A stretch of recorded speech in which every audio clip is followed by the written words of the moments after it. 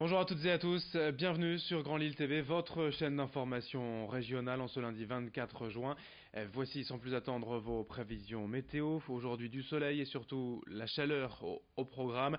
Vous le savez, la canicule est annoncée cette semaine dans la région avec un thermomètre exceptionnel, 31 degrés déjà aujourd'hui à Lille, mais ça va continuer de grimper. Explication avec un prévisionniste de la chaîne météo.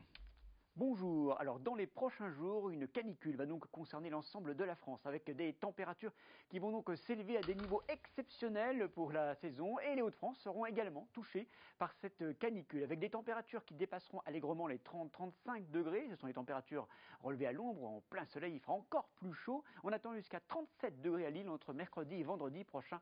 Là, on sera vraiment dans les records. On sera 15 degrés au-dessus des normales de saison et puis quand même à partir du prochain week-end, les températures qui devraient commencer progressivement à descendre. Et donc pour plus d'informations concernant cette canicule, eh bien vous pouvez nous retrouver sur nos sites et applications gratuites. Et dès la fin de ce journal, un autre point complet concernant la météo et cette canicule. Cette semaine, dès aujourd'hui, également la qualité de l'air va se dégrader dans la région, selon Atmo Hauts-de-France qui prévoit un indice 7 sur 10 à Lille. Mais la situation va certainement se détériorer encore au vu des prévisions météo des prochains jours. Un nouvel épisode de pollution est à craindre dans la région cette semaine. L'actualité en images avec le service national universel actuellement en test dans deux lycées de la région, à Tourcoing et à Morbecque dans les Flandres. 220 jeunes volontaires âgés de 15 et 16 ans venus de toute la France vivent ainsi un mini-service militaire durant 15 jours. Le dispositif a été mis en place par le gouvernement pour repenser l'unité nationale. Ces jeunes sont issus de toutes les catégories sociales et de tous les milieux. Pendant ces 2 semaines, ils vivent ensemble et échangent autour d'ateliers citoyens et d'activités communes. L'idée étant de partager et de valoriser les valeurs nationales, montrer que malgré nos diversités, nos différences, nous sommes avant tout français. Explication au micro de Xavier Silly. Le sens, d'abord le premier, ce serait la cohésion du groupe. Ils sont dans des maisonnées où ils sont mixés, brassés. Ils ne sont plus tous par département d'origine, mais on a brassé les départements. Donc ils ont fait de nouvelles rencontres et maintenant ils commencent à dire que ces rencontres sont intéressantes pour eux. Donc on atteint déjà un premier niveau d'objectif sur la diversité, l'acceptation de l'autre dans ses différences. Donc ça c'est très très important pour la citoyenneté. Ensuite, ils ont eu quelques activités où ils ont pu rencontrer des gens engagés, comme les pompiers. Ils ont rencontré un ancien résistant. Ils ont rencontré des policiers. Donc, ça leur donne des idées. Alors, pas forcément pour s'engager dans des structures d'État, mais pour en tout cas mettre du temps au service des autres. L'actualité sociale aussi en bref.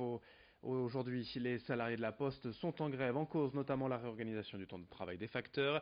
Ces derniers craignent en effet que la distribution du courrier et des colis soit à l'avenir externalisée, voire, je cite, ubérisée. On en reparlera dans la journée. Autre image dans cette édition, la Fondation ARC pour la recherche contre le cancer vient d'accorder une subvention de 50 000 euros à l'équipe du professeur lillois Bruno Quesnel, des médecins spécialisés sur la récidive de la tumeur cancéreuse en cas de leucémie.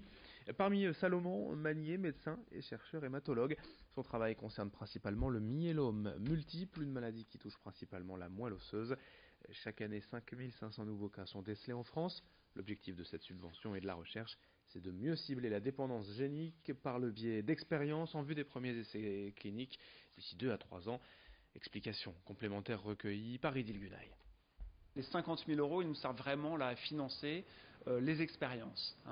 Les expériences qui permettent à la fois la validation et la compréhension du phénomène biologique que l'on peut observer. Ensuite, il y a une étape qu'on dit de validation préclinique. Une fois qu'on identifie une molécule qui pourrait être un nouveau traitement, il faut en déterminer quelle en est la cinétique quand on l'administre à un organisme vivant.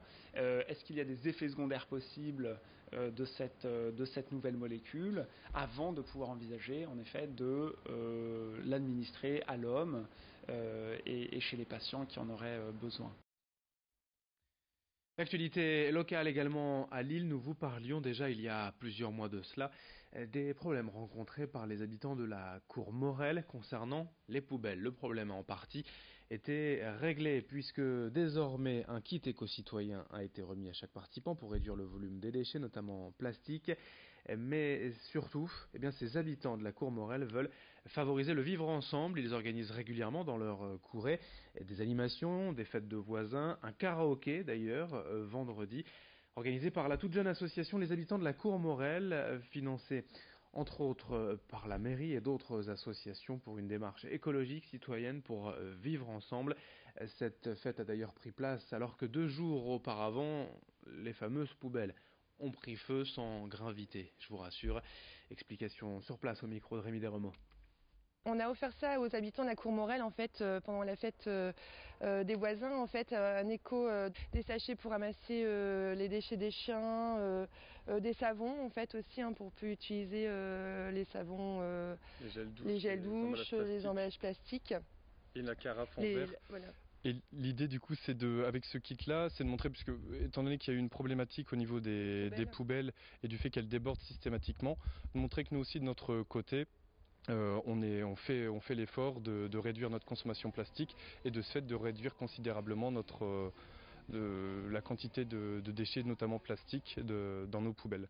Donc voilà, il y a des efforts qui sont faits du côté de la ville. De ce fait, nous aussi, on veut montrer on veut en tout cas permettre à chaque habitant, de pouvoir le faire aussi de son côté. Pour finir ce journal du sport avec du football américain, pour la première fois de leur histoire, les Vikings de Villeneuve d'Ascq joueront la saison prochaine en élite, le plus haut niveau national. Cette saison en championnat, les joueurs de Jean-Philippe Delporte ont remporté 7 de leurs 8 matchs, puis 2 en play-off et enfin la finale de 2e division ce samedi.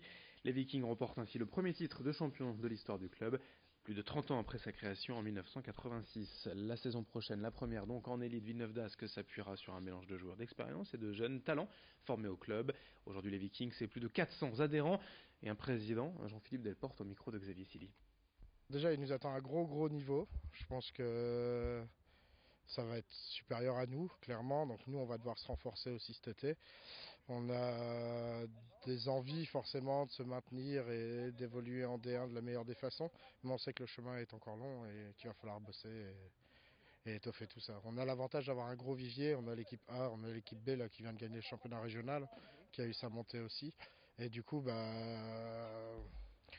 on pense qu'on a un gros vivier quand même. Il va falloir travailler, il va falloir continuer à former, mais dans quelques années peut-être. D'autres infos à suivre sur Grand Lille TV, notamment vos prévisions météo. Et on se retrouve dans moins de 8 minutes dès le prochain quart d'heure pour un nouveau journal. Très bonne journée à toutes et à tous.